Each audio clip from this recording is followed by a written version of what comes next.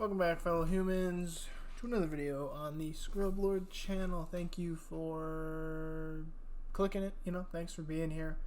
I know the title is probably very clickbaity, but it's truly how I feel. I did not like this book. Before we get into that, a little background. One, probably should go watch my Hobbit video, which will explain how I feel about Tolkien's writing and, Lord of the Rings in general.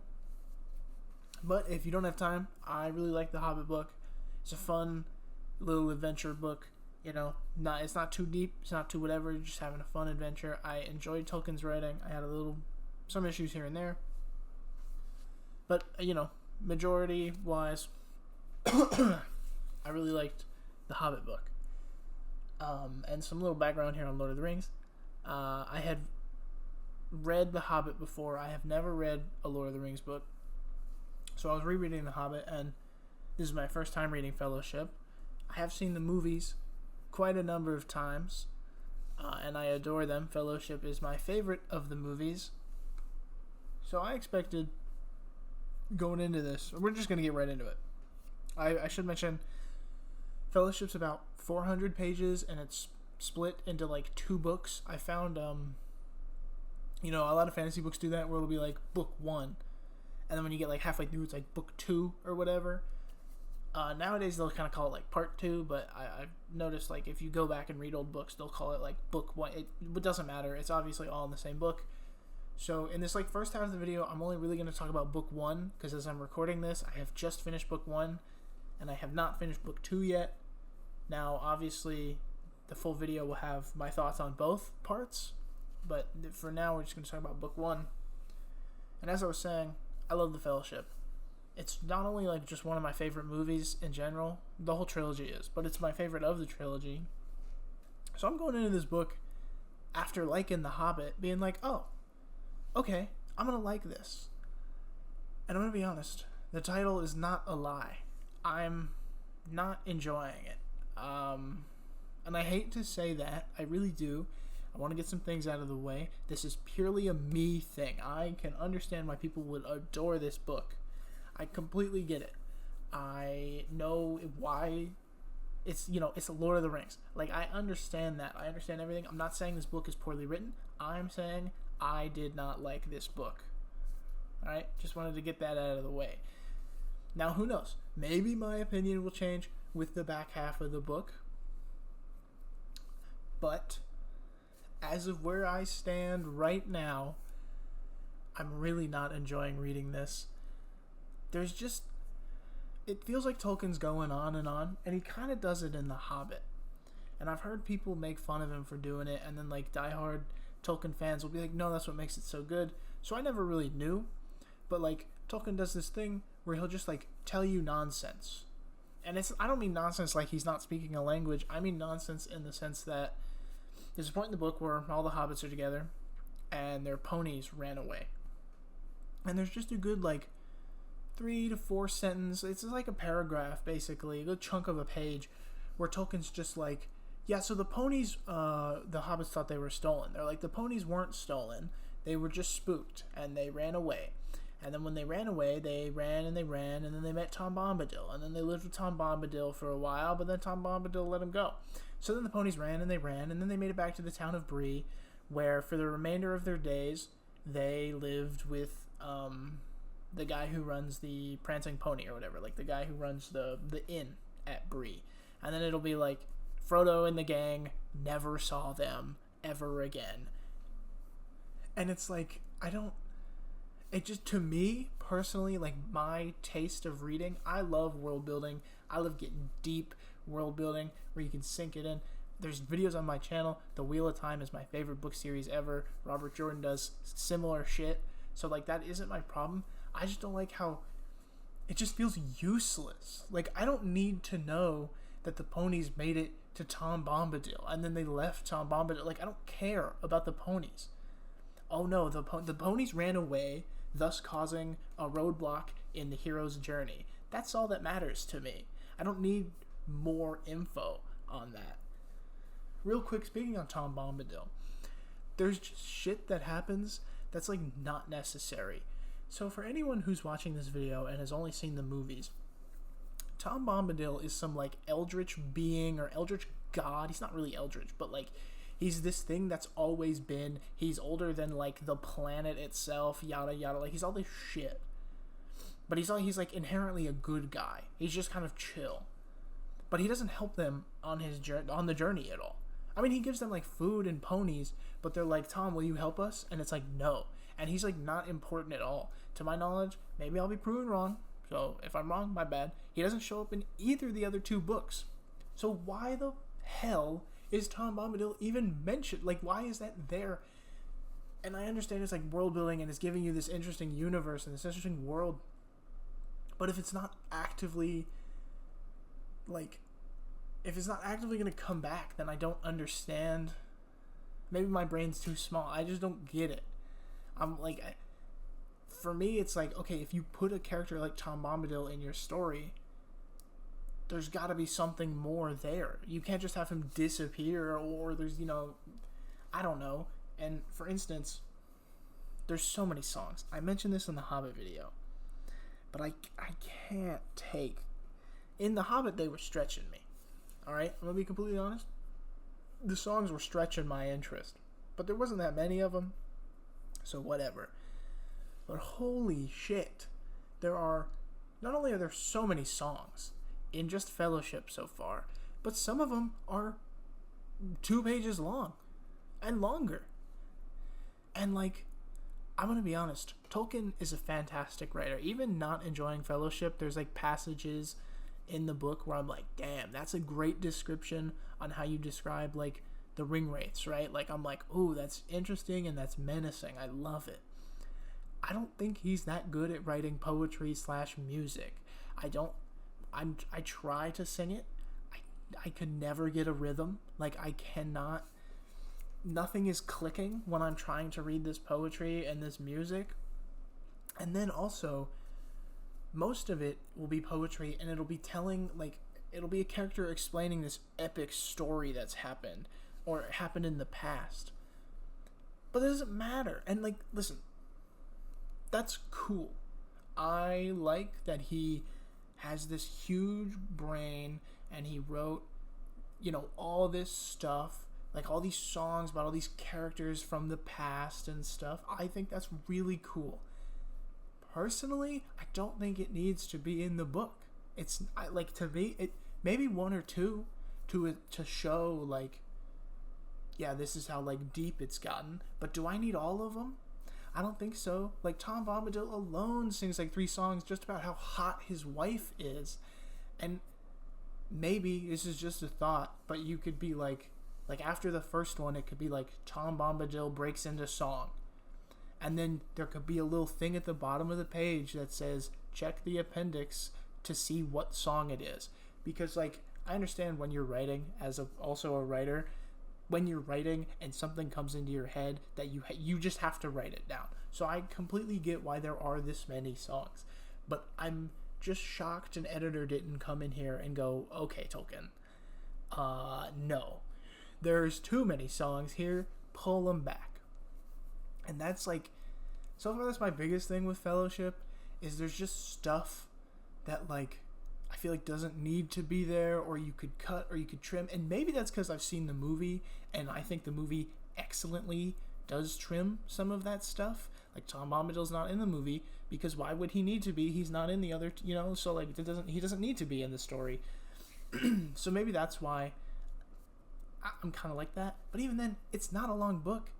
It's like barely 400 pages.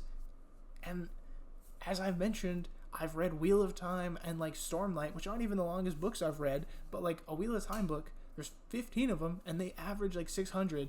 And then there's 4 Stormlight books and they're all like over 1,000 pages long. And I've never once felt like any of those books were as long as it feels like me reading Lord of the Rings. And I'm really mad, more so. Not even at like Tolkien or anything. I'm mad at myself for not liking Lord of the Rings because I really wanted to. And now I'm here making the videos. I'm not going to stop. I will read Two Towers, and I'm going to read Return of the King because I own it, and once I start it, I have to keep going. But, that's my headspace right now. Like, mad and angry at myself. And it just sucks. It really sucks. But one last thing I want to talk about in book 1. So it's long. It feels long. There's segments that feel like it could be cut. I don't want to guess how many pages it took, but it takes way too long for Frodo to leave the Shire. There's a good 5 pages at the start that's basically just recap. That's fine. I understand. You got to do that. Then there's just nonsense. They do Bilbo's birthday, which in the movie kind of kicks off that oh shit, Bilbo's gone. Now Frodo has the ring. Now he needs to leave. Whereas in the book, it's okay, well, Bilbo's birthday, Frodo, here's the ring, don't use it. And then Gandalf leaves. And then Frodo just meanders around the Shire, and they, time jump. Frodo's, 50 in Fellowship, which I know hobbits age differently. But, Frodo just vibes for 20 years with the ring, and it feels really weird. Because you get a couple pages about those 20 years, and I'm there's no tension there. Because Gandalf, the second he gets the ring, is don't use this. This is a screwed up magic item. People are looking for it. You might run down into some problems later. And Frodo's just okay. And then 20 years later, the problems show up. It feels weird. And it feels I don't know. It just ruins the pacing. And then even when Frodo decides to leave the Shire, there's a good chunk where it's well, I've got to sell my house and make sure we have everything for the road and make sure Sam is with me. And then they do this thing where Frodo's well, I can't let the hobbits know I'm going on an adventure, so he buys another house, and then the whole thing is well, I got to go get to my other house. So then he goes to his other house, and they stay there for a night, and it takes them a while to get to his other house. And it's I praise The Hobbit for having tension. I really felt The Hobbit had tension in the moments with Gollum and Schmagooth, right? You really feel where it's holy shit, maybe Bilbo is gonna die here. Obviously he doesn't, but they're written so well that you feel that. And I don't know what happened, but Tolkien just lost all of that. The Hobbit goes it starts. Gandalf shows up, says, hey, I'm gonna be back later. A bunch of dwarves show up, and then Bilbo's on an adventure. Whereas in this, it's just 50 pages of nothing other than Hobbit lore, because there's a lot of Hobbit lore. There's a pretty big chunk of Hobbit lore, which is interesting but also useless. So I don't know. This segment went longer than I thought it was because it's only me reviewing half the book, but I did know I was going to go on this rant. So thanks for being here. I'll see you in the next part of this video. Look at me, boys. Reading Lord of the Rings, getting some reading done. And what is this? But a song. Alas, that's fine. Okay, it's on the next page too, and it's on the page right there. And what's this? Oh, it's on that page too. But wait a minute, what's there? Oh shit, a fucking second song.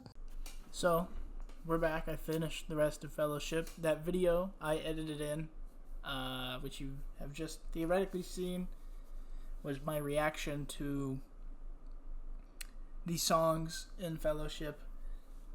As I mentioned in the first part, there are a lot of them, and it's killing me. Now, I did also say in the first part that maybe there's a chance I would end up liking Fellowship more.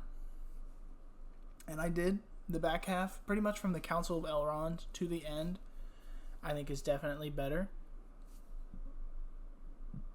You get the formation of the Fellowship and,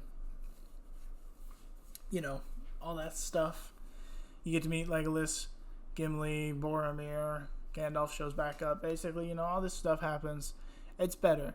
I think the tension's back. As I praised Tolkien with The Hobbit, dude knows how to make things tense. He knows how to do that.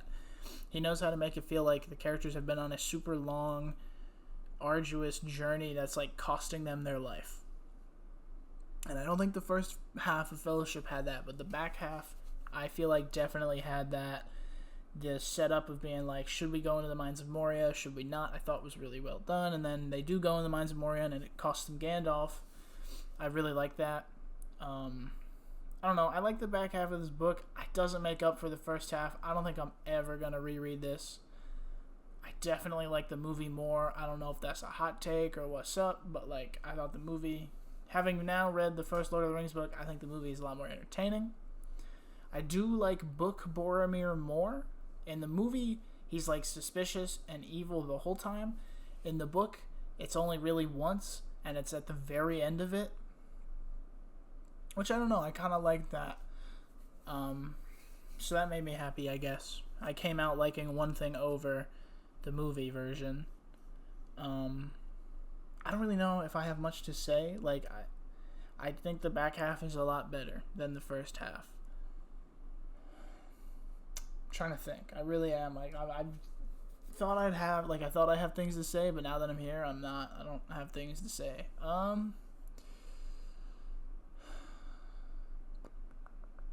I mean, I will say I think the book just kind of ends, which I've mentioned, and a lot of people say this. Tolkien wrote, to my knowledge, he wrote all three of them, and then like his editors split them in half because he's like, no, these are utterly too long. Which you can definitely see because Fellowship just straight up ends. Like Sam and Frodo get on the boat and they just leave, and then it's like, and they start on their journey to Mordor, and then the book is over. It's really weird. And I don't want to talk about Two Towers that much, but I've read the first like chapter or two of Two Towers before making this part. And Boromir dies off screen, which I think is a complete mistake. He doesn't die off screen. He dies on screen, but he gets attacked and injured, and Merry and Pippin get kidnapped off screen. And I don't like that. I think that's really odd, and it feels weird.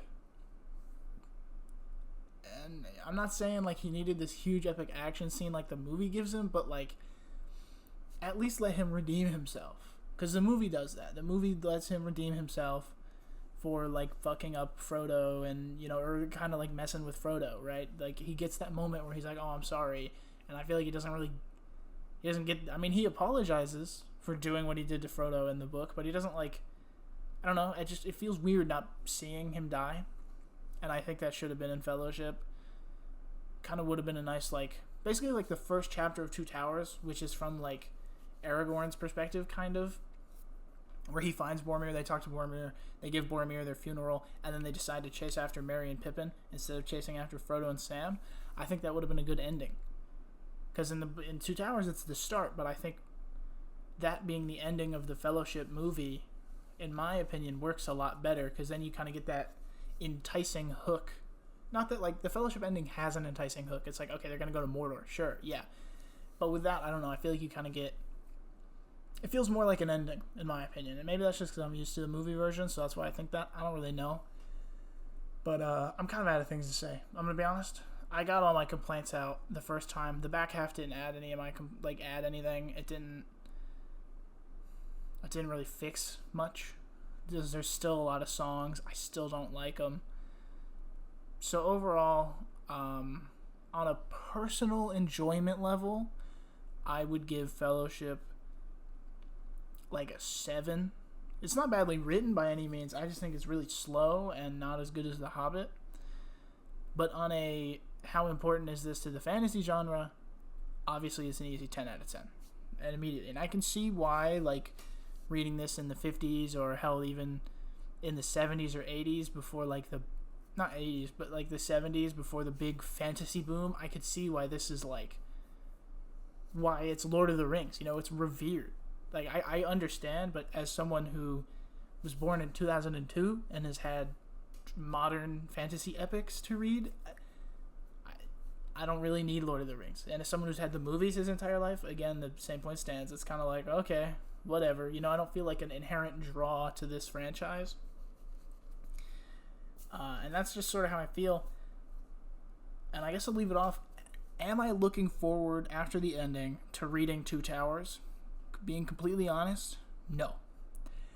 I would sort of like to not, because I don't want to end up hating these books and being like the guy online. I don't want to be known for like me not liking Lord of the Rings, because that's just dumb, right? So I'm a little scared I'm going to dislike Two Towers and Return of the King, but I'm not sure. So that being said, if you watched this video to the end, thank you. Maybe subscribe so you can, watch the next 2 videos. I don't really care about likes. Just a a nice subscription would be nice. And I thank you seriously for watching this video, and I will see you fellow humans next time.